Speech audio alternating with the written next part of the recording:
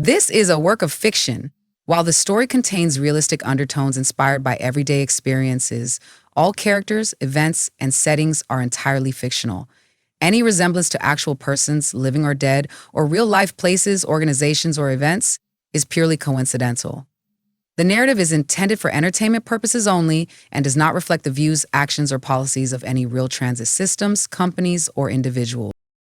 Alexa Turner, a sharp 36-year-old city bus driver, used to be the kind of woman who lit up a room. Back then, she was all sunshine and sass, a beautiful, vibrant, happy-go-lucky spirit, always flashing a quick smile or cracking a funny joke with her quick wit. She loved to make people laugh and always wanted to be the one to brighten someone's day. She was real down to earth. She'd been around the block a few times, so she understood the everyday grind and struggles. Robbing Peter to pay Paul, the kind of curveballs life could throw at you on any given Sunday. She had a heart as big as the city itself, the kind that'd make her go above and beyond for anyone, especially when it came to the elderly and children. They always tugged at her heartstrings something fierce. She didn't tolerate the mistreatment of either one in her presence. She would gladly catch a charge behind a child or the elderly any day. But don't get it twisted, though. While she had that soft side, Alexa was definitely a no-nonsense type of girl. Forged in the fires of a traumatic childhood and an upbringing so rough, it made most folks flinch. She'd bounced around a few jobs in her lifetime, slinging retail at Walmart, pumping gas at the corner station, even waitressing in a fancy downtown restaurant where the tips were good, but the smiles were fake. And that wore her out in no time. None of those gigs scratched that deep itch she had for something more, something that felt real, a place that she could call home and retire from. So she went back to school, not once, not twice, but several times, collecting different certificates like they were badges of honor. One of those was for a certified nursing assistant, a role she poured herself into for several years. That CNA life fit her well, truth be told. She genuinely loved helping the elderly with their daily routines, making sure they felt seen and cared for. But her downfall was getting too attached, forming those deep connections. When one of her patients would pass on, it hit her like a personal blow, like losing one of her very own family members. The grief, the constant cycle of loss started taking a heavy toll on her spirit, draining her until she knew her time in that role was up. Among her many academic conquests, while juggling part-time classes, she snagged her commercial driver's license. A new path, a fresh start. She figured driving a local school bus would be right up her alley, a safe haven where she could still feel useful. Boy, was she wrong. She, a woman with no kids of her own, had no earthly idea how unruly, how downright feral these young ones could be. The screaming, the yelling, kids bouncing from seat to seat like ping pong balls, picking on the smaller, quieter ones. One time, a kid actually tried to throw another out the bus window during a full-blown brawl. Alexa had to slam on the brakes, swerve to the nearest school, practically dragging them off the bus to get help. They wouldn't listen to a damn thing she said, and she sure as hell wasn't about to explain to nobody's parents how their precious angel got hurt. Or worse. Nope, no way, not on my watch, she'd muttered to herself, shaking her head. After just a couple of chaotic months behind the wheel of the big amber bus, she called it quits, tossing her keys on the corridor's supervisor's desk like they had a disease. But she still liked the idea of driving, so she pivoted, applied to be a city bus driver instead. Adults, she thought, a flicker of hope in her eyes. They'll be the safer way to go. At least they've got some sense. Boy, was she ever wrong about that. By the summer of 2024, Alexa Turner had been a city bus driver for years. The initial optimism long faded. She'd started out with so much pride, thinking she'd landed one of the top jobs in her small town. She'd shown up bright and early, every single workday, always on time, cruising her routes with a sense of purpose. The riders were a mixed bag of humanity. You had your regulars, the everyday folks hustling to work or school. Then there were the occasional riders, maybe dealing with car trouble, just needing a temporary lift. And then you had what Alexa secretly called the bus squatters. These were the people with no life, no job, nowhere to go but the endless loop of the bus route. They'd crawl out of whatever hellhole they called home at the crack of dawn, soon as the buses started running, and either post up at one of the main terminals or just bus hop all day, picking fights with every driver. They drank cheap liquor out of brown paper bags, smoked their weed and pop pills, doing all kinds of drugs right there on and off the buses. They were disrespectful, loud, and didn't follow a single rule. They rarely had the correct fare. Some never had any fare at all, but always had that damn brown bag with a bottle inside. They had more excuses than someone caught with their hand in the cookie jar. They caused all kinds of havoc, running amok, making every driver's life a living hell. Nevertheless, Alexia still wore that scratchy uniform, a thin shield against the growing storm. She followed the rules even when no one else did, and she endured the relentless chaos of the job, the constant disrespect, the brazen lies, the ugly confrontations. All the while, the folks who were supposed to have her back, the brass upstairs, just looked the other way, pretending not to see. Supervisors, they'd bend over backward, tying themselves in knots to appease the most unruly passengers, all while throwing their drivers straight under the bus, leaving them to deal with the fallout. Drivers would complain, begging for some backup, and the supervisors would pretend to listen, nodding along, even implementing new policies that everyone knew they'd never actually enforce. As soon as one of these heathens broke one of their supposed new rules, the supervisors would act like the policy never even existed. The endless ups and downs of the job, the constant battle, wore her down, chipped away at her sanity, eroding it piece by painful piece until eventually it shattered into tiny, irreparable fragments. Her breaking point? Well, it hit one humid evening when this young woman with all attitude and bad energy boarded her bus and unleashed pure pandemonium. The girl had spotted her ex-boyfriend, a dude who'd apparently been holding out on returning her food stamp card like he was some kind of ghetto kingpin. Soon as she saw him, she started up her engine, yelling, cussing him out, threatening violence towards him, his mama, anyone else who got in her way. It was like she was ready to catch a body right there in front of everybody. Alexa let it ride for a minute. She understood the petty shenanigans of an ex. She knew all too well that kind of raw, gut-deep rage. Hell, she'd felt it herself a time or two, bubbling just beneath her own skin. But after a while, when the ruckus got too loud, Alexa had no choice. She calmly, almost wearily, asked her to quiet down and to stop using profanity. That's when the girl, all fire and fury, spun on Alexa, her eyes narrowed like slits. "Bitch," she spat, her voice laced with venom. "You just need to mind your business and drive this damn bus. You don't tell me what to do, I'm grown." The entire bus went silent, everyone holding their breath, waiting for the next spark. Alexa inhaled, then sighed deeply. Without another word, she did what she was expected to do in these situations. She hit the radio, called for backup, her voice steady despite the furious tremor in her hands. The dispatcher, calm as you please, told her to continue to the terminal. She said security and a supervisor would meet her there. Alexa did as instructed. Meanwhile, the girl continued, unleashing her rant full of verbal insults and promised threats to her ex-boyfriend. And as the bus lumbered its way into the gritty terminal lot, the air inside grew thick with tension, buzzing like a live wire. Alexa could feel it, the pressure building, a knot tightening in her chest. Upon pulling in and noticing security standing at the dock, the girl, she made one final threat, declaring loudly for everyone to hear that she'd swing and bust this driver upside her head if anyone dared approach her. And right then, watching her through the rearview mirror, something deep inside Alexa, something long suppressed, just snapped. She didn't bother securing the bus, didn't pop the brake, didn't even shift it into neutral. The engine idled, humming a low, dangerous growl. She threw open the doors with a loud hiss of air, unbuckled her seatbelt with a sharp click, stood up and marched straight to the back of the bus, every step deliberate. The girl was already stepping off the bus, her back to Alexa, probably thinking she'd won this round. That's when Alexa lunged, her hand closing around a fistful of the girl's cheap synthetic weave. With a primal roar, she slung her to the grimy pavement like a rag doll.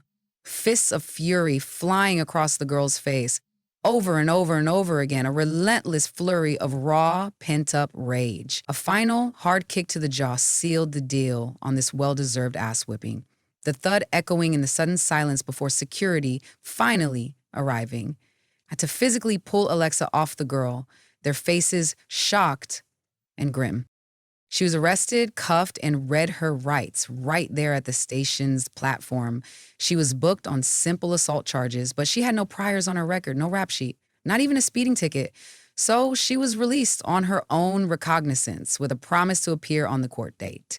A strange, hollow victory. Her fellow drivers, they didn't rally around her, didn't offer a single word of support. Instead, they gossiped, their whispers like venom behind cupped hands. "See, I told y'all. I knew she was crazy," one would hiss. "I would have handled it different. Just let the security take care of it," another would chime in. Self-righteous and out of control, another one judged while shaking her head. Not one single person asked if she was okay. The silence, the judgment, it cut deeper than any punch. Then came the inevitable termination. After all these years dedicated to the company, no investigation, not even a fake one, no chance to explain, no second chances, just gone. Her career, her pension, her 401k, her livelihood, gone, just snatched away in an instant. Alexa tried to move on, tried to pick up the pieces of her fractured life. She pounded the pavement, going on endless interviews, filling out countless applications, sending out resumes into the void. But all she got was silence. The bills, they started piling up like angry snowdrifts, each one a fresh reminder of her failure. Her options, once numerous, vanished one by one, leaving her feeling trapped, suffocated. And one day, staring at a grin final shutoff notice, the last thread snapped. She stared at the words, "Service disconnection imminent," and a cold, hard resolve settled deep in her bones. "This is it?" she questioned aloud. "This is all I get after dedicating the better part of my years to a company that could care less about their employees and a bunch of hellions with no home training?" She sat in contemplation for what seemed like hours on her next move. Then it hit her like a bulldozer. "Screw it," she said aloud. "I have nothing else to lose." She got up and got dressed, drove herself to her bank that held what was left of her financial security. She dipped into her meager savings, every last penny, and bought herself an arsenal, a gleaming Desert Eagle, a sleek Sky 9mm, and a menacing assault rifle. She knew where they lived, every last passenger who had ever wronged her. She had driven them home day after day for years, mapping out their lives in her mind. The first was an old white man, his face a perpetual sneer, who had once threatened to have her suspended just because she'd asked him to wear headphones and keep his obnoxious music to himself. She found him sitting outside a grimy liquor store, nursing a brown paper bag, looking just as pathetic as she remembered. She shadowed him, waited patiently, like a predator stalking its prey. When he finally turned into a dimly lit alley, she stepped from the oppressive shadows, a ghost appearing from the concrete jungle, and shot him clean through the knee. The crack of the gun echoed, then his agonized scream tore through the night. While he sobbed, a pathetic puddle on the cold asphalt, she leaned down, her voice a chilling whisper. "You thought I forgot." She grabbed his boombox, turned the volume up to the max, tossed it on his back as she walked away, her footsteps calm and even, as his screams echoed and then faded into the urban sprawl as he bled out. It didn't even make the local news, not really. Just another one of those hood murders. A quick blurb tucked away on page 5 if it got mentioned at all. She went home, showered until her skin was raw, scrubbing away the grime and the residual tension. She poured herself a glass of cheap wine, the kind that burned going down, and waited for the guilt to hit her like a tidal wave. It came, a momentary ripple in her gut, and then it simply faded. The news didn't care. The city didn't care. Why the hell should she? Next came Brielle Banks, the teen, the one who'd recorded Alexa asking for quiet on the bus, then edited the clip, twisted it, made her look like some aggressive, deranged lunatic, and watched it go viral, laughing all the way. Alexa found her strutting through a dimly lit park late one night, headphones plastered over her ears, oblivious. Brielle never saw Alexa sitting in the shadows on a swing. She never even knew what hit her. Alexa slowly got off the swing, a leather belt wrapped firmly around her fists, did a slight jog to catch up to the disrespectful tramp. The belt came down before the girl could even register the threat. Whack, whack, whack. Haven't your mama teach your little ass how to behave in public? Alexa spat, unleashing the butt whipping her parents should have given her growing up. The girl, not so tough anymore, screamed and cried in confusion. Alexa reached down and snatched her mobile phone from her pleading hands, searched her apps until she located the one that read Instagram. She opened it and hit the live button. Alexa didn't speak a single word on camera. She just went live, turned the camera around as she mercilessly beat the girl's behind with a belt, each crack echoing the punishment her trifling parents should have given her years ago. The live stream cut abruptly, a sudden blackout, before she wrapped the leather belt around the girl's neck and methodically finished the job. Then there was Clarissa James.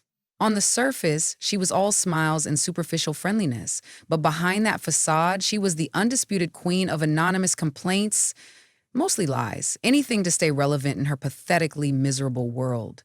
A master of passive-aggressive destruction. She'd repeatedly filed false reports, each one painting Alexa and her coworkers as unstable, unhinged, and ticking time bombs. One particularly humid night, Clarissa missed her bus again after a late yoga class. She stood looking frazzled and annoyed. Alexa, knowing the bus routes and timing like the back of her hand, and after watching her the past week doing the same thing, posed as a rideshare driver, her face obscured by shadows. She pulled up alongside the curb and hit the lock. Posing as her Uber driver, she picked Clarissa up, drove her home, the air thick with unspoken malice. And when the moment was just right, when Clarissa was fumbling for her keys on her porch, Alexa struck, a swift, brutal blow that knocked her unconscious. There was a deep freezer sitting by the side of the house, a relic of forgotten seasons, its padlock dangling open, an open invitation. Alexa, with surprising strength, dragged her to the side of the house, lifted her off her feet, and stuffed Clarissa inside the freezer. Out of breath, she reached up and shut the heavy lid and clicked the lock shut with a chilling finality. 1 week later, Monica had called Clarissa's phone 9 times. No response. No social media activity, nothing. Her gut said what her mouth wouldn't. She drove over, mail stacked, Amazon boxes bloated from sun exposure, plants dying. Something was off. Monica circled the side of the house and gagged. What the hell? The smell was heavy, sour, abusive to her sensory. She followed it to the freezer. She tried the lock, but it was no use. Her hands shook as she called 911. The breaking news reported a female found deceased inside a non-operational outdoor freezer. No mention of a motive or signs of struggle.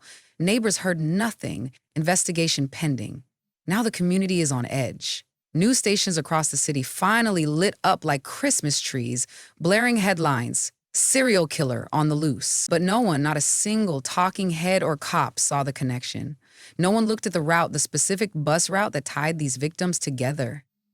Alexa moved differently now, with a quiet confidence, a predatory calm, slower, quieter, more lethal.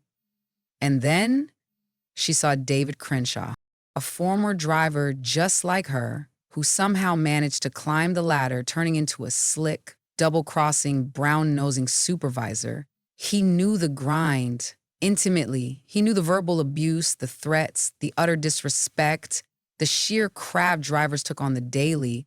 But instead of standing by his people, speaking up, provoking change, instead of protecting them, he played both sides. He was one of the worst kinds, the ones who are always smiling in your face while stabbing you in the back. He'd let passengers openly drink alcohol on the bus, then tell drivers, just ask them to put a lid on it like it was some polite suggestion. When Alexa had called for help after a belligerent man cursed her out unprovoked and threatened to spit her for simply enforcing company policy, Crenshaw, that spineless snake, had actually escorted the man home, with his groceries, mind you, like he was some goddamn personal valet. Then, to add insult to injury, he'd recommended Alexa be retrained for de-escalation techniques, as if she was the problem. That was the final unforgivable insult. Alexa saw him at the mall, strutting around the food court, shopping for some expensive cologne, trying to keep up appearances, trying to play the big shot like anyone was checking for him. A red haze of pure, unadulterated rage immediately overtook her, burning hotter than anything she'd ever felt. She didn't hesitate. She flew out the doors, scanned the busy parking lot for his beat-up late-model Mazda, and parked her car nearby. She waited for him to leave the mall and she followed him home, keeping a safe distance, a shadow in his rearview mirror. She waited several hours until the lights in his McMansion went out, until the house was dark and silent, a perfect canvas for her wrath. She popped the trunk of her car. Inside, carefully laid out, were a heavy Louisville Slugger baseball bat, strong rope, rolls of sticky duct tape, a bottle of rubbing alcohol, and a razor-sharp blade. She crept in through an unlocked window, a whisper of a shadow. He'd just showered, the steam still clinging to the bathroom air, and he opened the door, still wet, a flimsy towel barely clinging to his skinny waist. She sat in a recliner he had positioned near a small dresser chest. On top of the chest sat a framed photo of him in his driver's uniform. Alexa picked up the picture and scoffed at it. "Back when you used to care," she murmured. Next to it sat an award plaque, and it read, "Outstanding Leadership Transit Supervisor of the Year." She knocked them both to the floor with a smirk. She didn't say another word. As he emerged, she just swung the bat. Whack! The bat hit him dead in the gut. He folded over, crack. She brought the handle down across the base of his neck. He dropped like a sack of betrayal. First, a sickening thud to the gut, making him double over, gasping for air. Then a brutal crack to the neck, precise and devastating, almost knocking him out. He crumpled, a heap of wet flesh, collapsing to the tiled floor. She hogtied him on his own plush bedroom carpet, his face contorted in fear, his eyes wide and terrified. She kneeled down beside him, pulled out her phone, and calmly tapped the screen. Her voice was flat, devoid of emotion, chillingly calm. Well, Mr. Crenshaw," she drawled, a dark chuckle escaping her lips. "Looks like we have an out-of-control individual here, Turner." He mustered the strength to ask, not quite reglazing his time was up. She scrolled her phone to the timer app and activated 1 minute on the clock. "You got 60 seconds to de-escalate this here situation." She peeled a strip of duct tape from his mouth. He started crying, begging, blubbering like a baby, snot and tears mixing on his face. "Please," he cried, I was just doing my job." "Wrong answer." She pressed the tape back over his mouth, silencing his pathetic pleas. Then, with deliberate, slow movements, she carved into his shoulder 10 precise, deep cuts, each one a testament to his betrayal. And into each bleeding wound, she poured the rubbing alcohol, watching him twitch and arch his back in agony, a muffled scream tearing through the tape. "All righty, Mr. Crenshaw. This," she said, her voice a low, venomous hiss, "concludes your retraining." She pulled out the Desert Eagle, the heavy black weapon glinting in the dim light. One shot, clean, done. The silence that followed was absolute, broken only by the faint, distant hum of the city. The media erupted. National news, local news, all of it. A city-wide manhunt was underway, panic gripping the streets, but still, no one saw the connection. No one. Not a single detective or profiler matched the description or the motive to Alexa. The city was in a frenzy, searching for a ghost they couldn't define. Alexa had just one name left on her list. The girl. The one who got her fired, the catalyst for all this chaos. She watched Route 515 for an entire week, a silent sentinel, observing, waiting. Same bus stop. Same face, recognizable even from a distance. But the first time she spotted her, the girl wasn't alone. Alexa followed them home, waited patiently for 3 long, agonizing hours. No opportunity presented itself. She left, a cold frustration simmering. A few days later, the girl was alone. A perfect, unblemished opportunity. Alexa followed her back to a crumbling apartment complex, the kind of place where dreams went to die. The wooden door to her unit was ajar, a silent invitation, and the screen was torn, flapping uselessly in the humid breeze. Up above, the defiant, familiar sounds of Tupac Shakur's music floated down, a soundtrack to urban decay. Alexa moved up the creaking stairs quietly, every step precise, ghost-like. Only one door on the second floor was cracked open, letting a sliver of light spill into the dim hallway. She peeked in, a chill running down her spine. The girl was inside, dancing to the music, lost in her own world, wearing nothing but pajama pants and a bra, brushing her hair in front of a grimy mirror. Alexa's hand almost unconsciously went to her weapon, her fingers closing around the cold grip. Then she froze. A distinct, undeniable curve under the girl's ribs.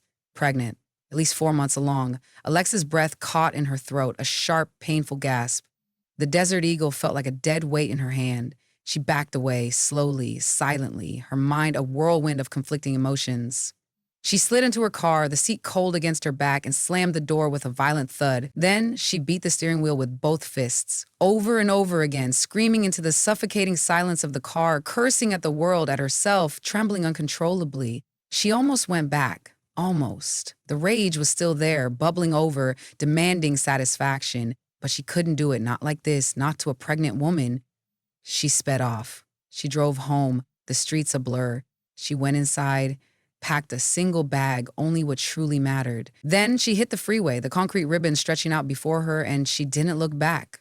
But as the miles rolled beneath her tires, eating up the distance, one vow burned hotter than any other, a promise she etched in blood. Oh, she will pay, sooner or later. To be continued.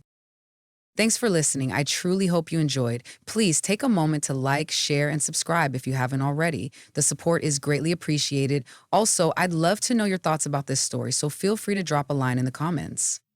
Until next time, Shadow Watchers.